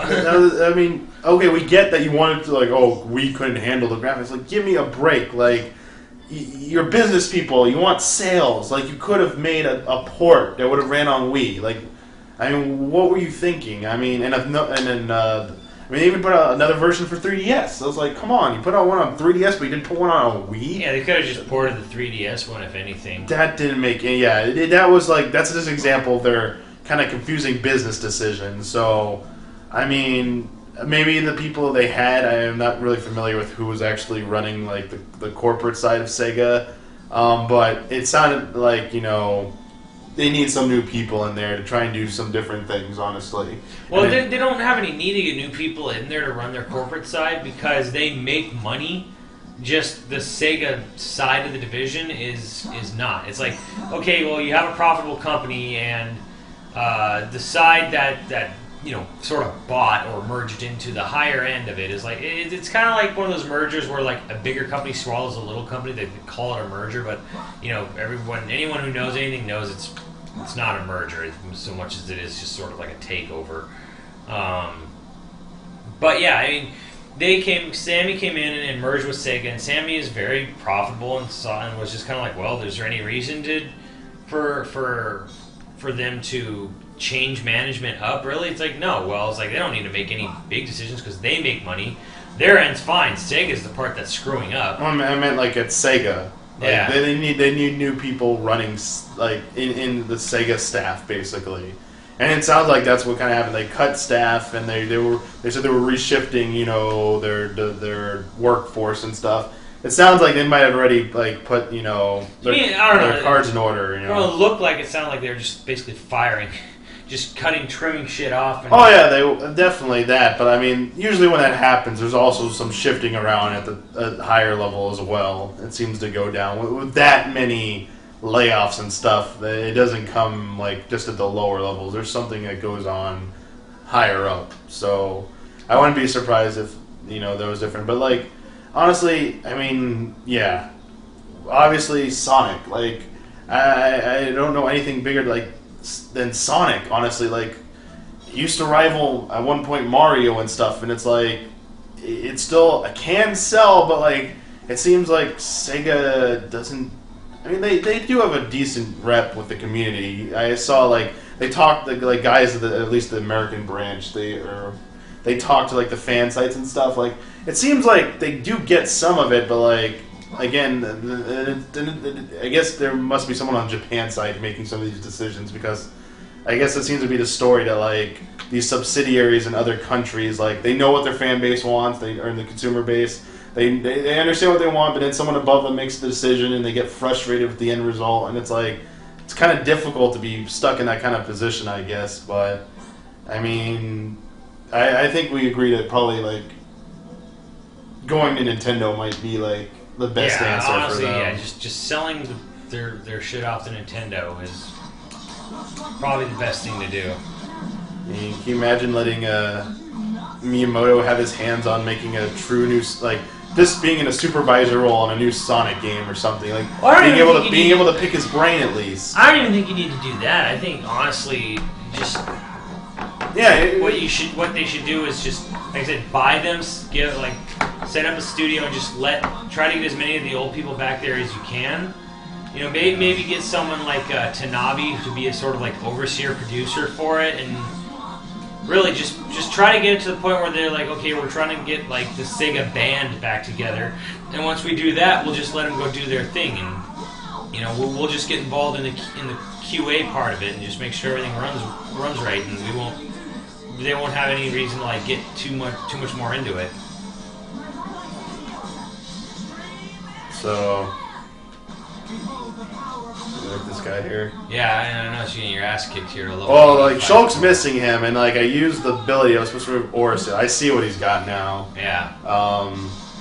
Anyway, yeah, but I mean, yeah, these are some of the better battles when oh shit, you don't know what to do. And I know what to do. But hey, you might want to heal me. Die. No wait, nope. Got out of it. So Sega, I mean. Not looking good, but they're not completely out of it. What a freaking troll, this boss. Or not boss, this is a regular mob. I'm trying to go over there and like help my partner, and this dude's like completely like trolling. So but speaking of weird decisions though, or bad decisions, kind of getting back to this game is one thing that really sort of pissed me off this week was Nintendo's announcement of Pokemon Conquest for our American release on June 18th. Now, Pokemon Conquest is the North American European version of Pokemon Cross Nobunaga's Ambition.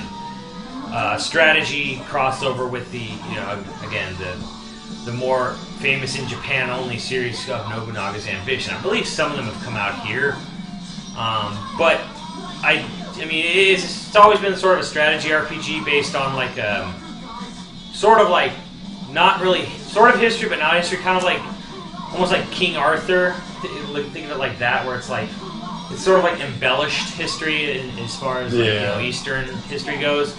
But yeah, I mean, everyone kind of when it was announced, it was like, well, that game's never coming out here. But then again, lo and behold, Nintendo of America is going to bring that game out here, you know, full retail release on the original DS, not the 3DS, you know, well over a year after the 3DS has been out. I don't get that part. And I mean, I'm happy that game's coming out here, because I mean, it's not like I don't want games to come out here. It's just, why is that game getting a full retail release when this game is only coming as a GameStop exclusive or on Nintendo.com's online store?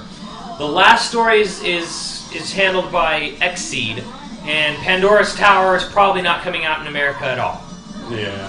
Where's the fucking logic in that? And the thing that really pisses me off is that there were rumors that GameStop was paying the distribution costs for this title, which is why it got brought out here at all. Like, it wasn't even that Nintendo just decided, oh, we'll have a limited release. It was like GameStop went to them, and then the interview Xseed had with IGN seemed to hint greatly at the fact that Xseed basically went to Nintendo and said, hey, we'd like to bring out Last Story. You guys gonna do it? And Nintendo basically seemed to have this attitude of, yeah, sure, whatever, we're not gonna do anything with it, go ahead. Which was kind of disturbing to me. It's like, really? Like, that was the attitude? So to me it almost feels like Nintendo never had any intention to bring any of the Rainfall games, which would be Xenoblade, Last Story, Pandora's Tower. They never had any intention to bring those games out in America at all. And that basically, to me, means Nintendo was going to go 2 whole years of the Wii's life cycle with, like, one major release. One. Because, to look at it like this, okay? Donkey Kong Country Returns came out in 2010, right? November. Yeah. Their next release was Mario Sports Mix in like February, even though it came out in Japan in December of 2010. I wouldn't call that a major release, and it didn't sell for shit anyways. Then they had Wii Play Motion, which didn't do anything. Wii Play Motion. Yeah.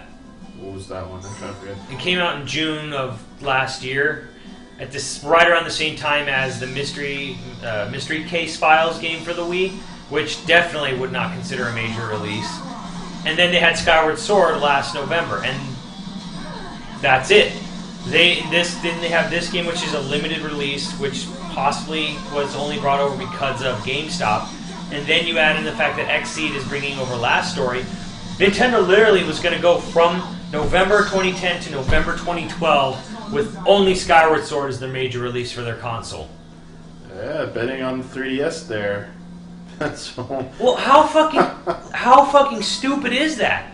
Because when Nintendo has these financial reports come out, and they have all these like drastic, like, you know, software declines, and if you go and you look at it, it's almost all North America that has the worst software sales, especially for the Wii, and it's like, well, no shit. Yeah. And something I've kind of always said is that, look, NOA doesn't have actually that much control over what gets brought out. Like NCL, which is like, you look at it as Nintendo of Japan, NCL really is the end-all be-all when it comes to final say on what gets localized where. They're the ones who decide. And this was told to me like by Nintendo employees that, you know, Reggie will go over in September every year and sort of like basically make a case to Iwata of how many units he thinks he can expel for, you know, he can sell for each game.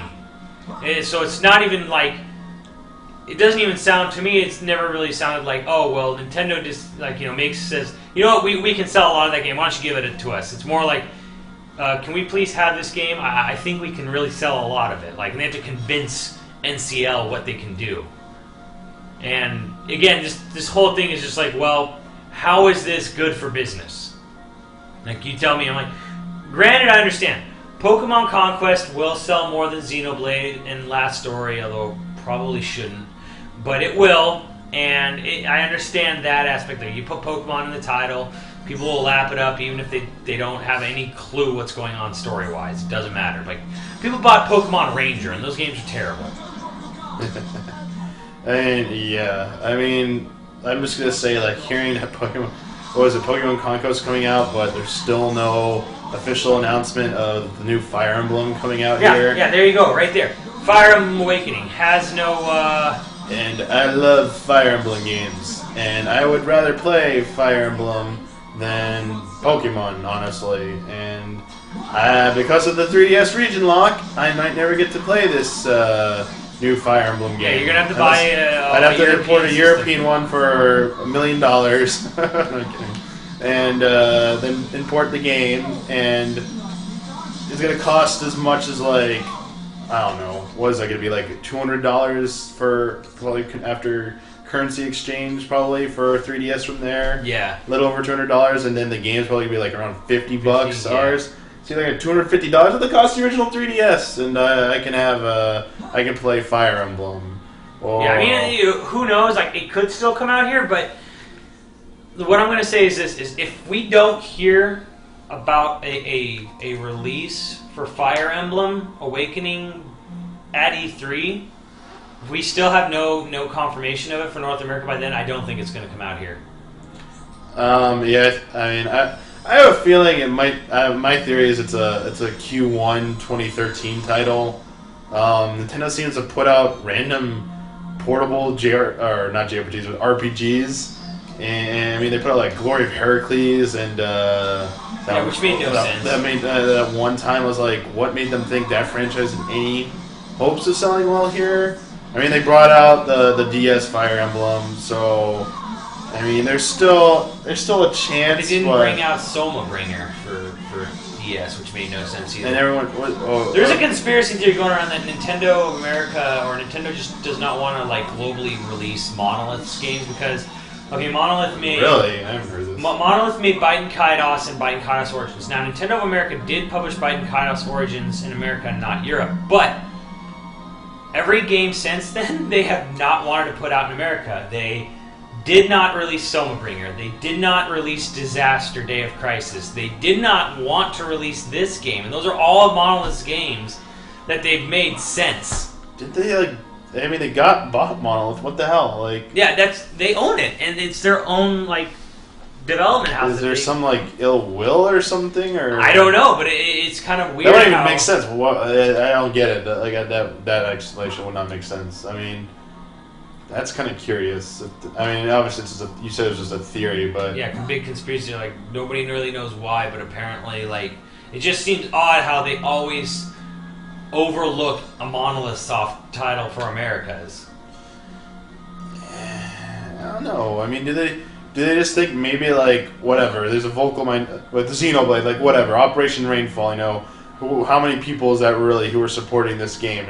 And sales wise, is it worth their time? I mean, maybe someone showed them the projected numbers. Like, look, it's gonna sell this much in Europe, and we'll make this much off of it in Europe if we bring it here. We'll sell this much in like U.S. and we'll make this. We might not make any money on it. I don't know. Maybe someone might present it. I would be great to sit in on one of these like meetings where they discuss what would get localized and just kind of see what the logic is behind some of these decisions. But they're business people. I can't believe that there aren't numbers involved somewhere that just painted a picture that Xenoblade will not sell in North America. Well, I'm sure it was. I mean, that's what people at Nintendo of America told me was that.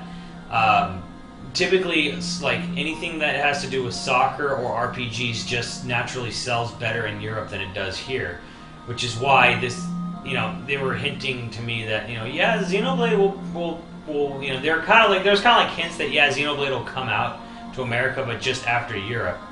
But it still doesn't dispel, like, the sort of, like, rumblings we heard from, GameStop wanting to maybe they saw like a lot of the sales for the European release were importers, in America, and we're just like, well, anyone who was interested probably already bought it, so there's no point for us releasing it in America. That could be part of it. I know everyone says like GameStop probably factored a lot into the decision because it's obviously GameStop exclusive, so people, and the rumor was that GameStop fronted some of the costs. But I also think part of it's probably how well this game did critically in both Japan and Europe. And Nintendo probably saw the reviews from a few people who imported the game, the European version, in North America, because some outlets did review it back in September, August of last year. And they probably saw, like, wow, this game is a big deal critically. You know, this is a good release to have on our resume of, like, you know, possibly award-winning titles and stuff. So yeah, I don't know how much. It's a really good question. I don't know how much publishers really care about critical acclaim at all. If it doesn't equate sales, I don't really know if they care at all. I mean, it doesn't equate sales, but I mean, it also helps I mean, Nintendo has, obviously a big reputation, but I mean, yeah, we don't know, but that could be something they were considering. Like, you know, maybe we can win some awards and stuff, and like, I don't know. You know, it's something. Again, as I said, would love to have sat in on, like, have a chance to sit down on a localization meeting at Nintendo and just kind of hear what's said and stuff. You know, or just be like a fly on the wall and hear you know, how it goes. But who knows? I mean, but I think with this game, I think it has enough buzz and stuff that it kind of made sense in the end. But like, I'm still concerned about Last Story. But it seems like XC understands how to bring that game to America. Very limited run. They're going to ensure they're going to sell out of that game. They're going to make their money off the game. Yeah. They're not overextending themselves, and that game's going to like have killer resale value in years to come. This is too. You know what I just remembered? I need to actually pick up my American version of this game. You haven't picked it up yet? Yeah, I forgot. I'm supposed to go do that today. I hope they didn't sell my copy. No, so apparently I heard that our GameStop actually seemed to have a good chunk of extra copies, like a small stack. All right, I'm not too worried. Mine was in the back, and I got it with the art book, which was nice. Like the really nice printing, and the art book's nothing special, but like the actual, you might want to skip this. There's some seriously spoilery stuff here. Yeah. But yeah, like the art book's nothing special, but it's on really, really fine quality print. Like gloss paper or whatever they use for it. Actually, I don't want to save my progress because I got a bunch of quests I want to do later. Yeah, I mean, I wasn't aware. I heard a lot of people posting on forums like Gaff that the art book was in short supply. Luckily, with where I work, we got a few copies. We got a few copies, so I already got one. Someone clarified that it was if you pre-ordered before a certain day, like a cutoff date in like March 26th or something. I was day one pre-order for this game, so. But again, I already have a copy of the art book, so I would probably be like, hey, keep it and give it to someone else. Do you have the Japanese art book, the really good one? Like the Japanese one, or you mean the one they released in Europe as a pre-order, the Square Enix one? The Japanese one, the big one with all the concept art. This is the silver version of the Monado on the cover, the white? I don't even know. Because it's published by Square Enix, I believe, actually. That makes no sense. I never really look it up. But yeah, I've seen parts of that. There's actually for people into that kind of thing. There's two female characters. They have them in swimsuits or something. It was a popular image at one point circulating the internet that came from that book. Well, it's funny. I find it funny that a Square Enix would publish an art book or whatever of this game, considering this game was born off of all the developers that they lost. I mean, but in Japan, Square Enix they have their hands in a lot of stuff like that. I mean, art books, manga, and all that stuff. So yeah. I mean, I don't think it's in Japan. I don't think that's unusual for them to have a hand in helping publish this book, honestly. So, but anyway, yeah, the art book, that it's nice that they even gave a pre-order bonus, but it's only a few pages. Artwork you can see anywhere, so it's nothing like exclusive or rare. Yeah, it's nice to have. But yeah, it's a nice. It's like the touch. Mario Galaxy coin that they gave out for pre-order. Looks a little right of you. Oh, the giant waterfall, yeah. Which you can actually swim up to if you jump off that bridge. Actually, I have a save point, but it'll take a few minutes to actually get over there. Yeah, it takes a while to get over there if you jump off that bridge and swim over there. But yeah, I don't know. To me, it's disturbing how Nintendo handles their localization right now. I don't know what's going on there. Yeah, I don't know if it actually. I mean, say disturbing some more is like confounding, honestly, and like maybe not unorthodox. It's kind of like doesn't make sense. It's puzzling. Like it's odd that they choose to bring what games they decide to bring over. Because like they still spent the time to translate and dub this game for Europe. So really, how much money would it really have cost them to like make a full release in America? Was there a rumor that like NOA, some of their localization actually helped with this game for the European localization? I don't know. I mean, it's a great question to ask. I would love to ask Treehouse if they had anything to do with this. I remember for like, there is a history of that, like the Minish Cap. Was it Scott O'Reilly or one of the, Scott Ritchie, I forget his name, one of the NOA localizers actually helped with the European localization, because you remember Minish Cap came out in Japan and Europe first in fall 2004, and it came out in North America in January 2005, right, with Resident Evil 4. And if you look at the European credits, like there were NOA localization members a part of it. They weren't listed as NOA, but they're listed localization. And then they also helped the US, the North American version, and they're not the same game. Like the one thing to clarify, this version of Xenoblade, the North American version is exactly the same as the European version. It's the same dialogue, it's the same voice actors. Like I'm trying to think of a word. They use S instead of Z's in a lot of the words. Like local is localize is like localized. Honor is S, spelled Honour. I'd be curious to see if it's still like that in the American version. If I actually ever go through my American copy, I'm sure I might, just to see what, if any, like, you know, British or American English words were changed or anything. Here's kind of cool, not a cool thing, but a good thing to know. Then this part, you're like by yourself and you need to backtrack all the way to this the beginning of the area. And just being used to how games are designed, I like manually ran through and like grinded through the enemies. And then I realized all I have to do is like, dude, you just push select and just do this and warp right to the spot. I was like, could have saved so much time and stuff. When I realized that, I was like, I just wasted a lot of time. So dude, I just jumped off not this clip, but one of the clips. Right? Yeah, I just jumped off like. You can jump into the water. Let's see if you don't want to jump in the shallow water or you're screwed. So let's see if I make this. Yeah. Be safe. Be safe. You're supposed to run down this huge cliff, and you know, fight all these monsters on your way down. And I think I died, and I was once or twice. I fed up, so I ran out onto the bridge, jumped off, and swam over here. I was like, screw that. And that's when I realized, well, another reason why this game was so awesome. I'm skipping these cutscenes here because, I mean, these are some good, important plot points that you should, like, we want you to see for yourself. So I'm trying not to, like, let you see names and crap. I mean, obviously, if you've seen a trailer or something, you probably recognize some of these characters, but, you know, not knowing the context will still preserve, you know, the mystery and stuff. So don't worry. And I'm supposed to be using this new aura spell to remove their crap. But yeah, so, Nintendo localization decisions, anything else?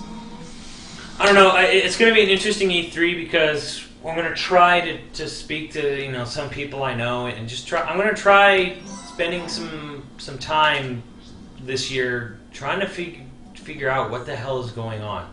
Of course, a lot of people are going to be really caught up in the, you know, the Wii U stuff and whatever new stuff they're going to finally show at E3. So, you know, there might be kind of like, you know, waste of time. But either way, though, there's still a lot about what's going on that I want to try to figure out. Because to me, it's still really confusing. So, I don't really know what else to say other than I don't see how it's good for their business to act the way they do. I agree. So, I guess I'll just about wrap it up for this segment. We had talked a bit about Prometheus before. I guess we could really go over that. I mean, it was really more for Max because Max is such a huge Alien fan. I don't know if you want to say anything about that movie coming out. I mean, the only thing I really said about it in our first take is that I was kind of late to the party with Prometheus. I thought it was, like, I knew it was supposedly a prequel. I kind of thought that it was going to be more about the xenomorphs. And then before I ever saw anything about the movie, like trailer-wise, someone's like, no, it's not really like about the xenomorphs. It's actually kind of a different story. So that kind of was like, oh, that sounds a little interesting. And then I saw the trailer and I was like, all right, I'm sold. And the only other thing I think was that I kind of want to avoid any more media. I think the trailer showed a little too much for my liking. Yeah. And I just want to like avoid it and to see the movie, and hopefully it's, you know, a great movie. I mean, really, Alien was amazing, and I'm confident, you know. I'm a fan of most of everything I've seen from Ridley Scott, though I haven't seen everything. So, but my only real fear with the movie is that it's going to be another story about, we discovered that, you know, these super advanced alien race like started life on Earth, you know, billions of years ago, and now we're gonna go out and discover these alien ancestors, forefathers, or whatever. And to me, it's like this is a plot that's been done many times before, in 2001, in Star Trek, and I can't remember. I listed off a whole bunch of things, but yeah, to me, my biggest fear is that we're just gonna see a regurgitated science fiction plot. Like, that's okay. Maybe it's a little scarier than normal, but I still got hope that that'll be a worthwhile film. I mean, it's one of my most anticipated films of summer, and I guess to me, like right now, it's like what I'm looking forward to most this summer is Prometheus, Dark Knight Rises. I'm back on board Expendables 2 now that it's R-rated again, and after WonderCon, I'm actually looking forward to Abraham Lincoln Vampire Hunter. Oh yeah, that movie just looks crazy. Yeah, I don't know. Are there any other big movies this year you're looking forward to? Avengers maybe. Yeah. I'm not really too big on like that, but it looks kind of cool. I'll give it a chance. Just to see if it can be pulled off. There's been a lot of back and forth. I'm not too into the new Spider-Man reboot. Yeah, I honestly don't give a shit about it. Like, I don't even care if it's going to be that great because I don't care about seeing another reboot of Spider-Man. I don't give a shit. Yeah, I mean, I'll probably see it because I'm interested to see if it works again, or if it's like... You want to see Emma Stone, be honest. Well, she's blonde in that, so... Yeah, she is. Just like what they did with Anne Hathaway in the Alice in Wonderland. So they literally hired a redhead to play the blonde and a blonde to play the redhead. Well, she's not... Emma Stone's not naturally redhead, I believe, so... Oh, well... Yeah. But anyway, that's the thing I wanted to fight. Yeah. You're gonna die if you get... It's 96! So even though, I'm level 79, but I want to fight this thing. But you saw us fighting level 85. Yeah. Even at this level, even, like, if you play MMOs, things even, like, 1 to 2 levels above you, like, you can't defeat. I'm not very good at playing and talking, so I might have, like, been not paying attention and forgot how to defeat that mob I fought before, but... Yeah, I will probably not defeat that thing, being nearly 20 levels below it, so... But I did, the one thing I wanted to show off was this, like, last village. We never got to it. Village? Yeah, I thought this area, you like this area. It's like my favorite area in the game, almost. Like, this whole jungle forest, with especially Nopon Village is my favorite area in the game, just to run around and up it. It's like this giant tree, and it's just like... Yeah, it's a giant... little village of these little puffball things called Nopons that live in these little houses and stuff. Yeah, like, I know this isn't, this isn't an HD game or stuff, but, like, the amount of detail, like, these like, little, like, pinwheels here, or whatever, the little huts. Yeah. Like, the ornaments, the decorations, the flowers. I mean, this is obviously, like, looking at, like, some of the concept art for this game, like, this is just a way that this game really brings that, I hate to say brings to life and stuff, kind of cliche, but like, it looks like a real zone that was put, a lot of thought put into it, not just, there's a lot of stuff repeated, but it doesn't feel like it's a copy-paste environment. It feels like it's more than that, and it's just fun to like run around this area and stuff, and actually, pro tip is that you will spend a lot of time in this area, because there's a ton of quests that are dished out from this zone here that take place all over the world in the game. And, you see, like, this, like, pollen works, they call it. Like, this guy running around. There's this whole, like ecosystem, or town system going on, if you will. There's one thing we forgot to point out that if you are listening or watch this, learn to go up to characters and push the Y button to trade, because there's a lot of stuff that's only available through trading with characters. Especially with some quests, you might get frustrated, like, where the hell do I find this item?